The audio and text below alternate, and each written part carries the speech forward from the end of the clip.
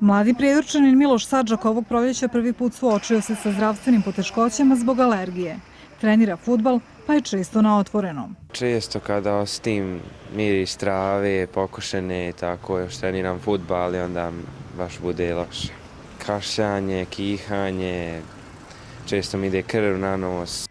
Najčešće tegobe izazvane su alergijskim rinitisom, a jedan od najtežih simptoma je otežano disanje. Najveći stepen alergena u vazduhu je od 5 do 10 časova ujutro. Tako da to provjetravanje ostave prostorija za poslijepodne i za veče, šetnje da ostave za poslijepodne i veče kada je manji broj alergana. Osobe koje su alergične bi trebale svako veče da peru kosu, da garderobu preslače, isto da se pere češće.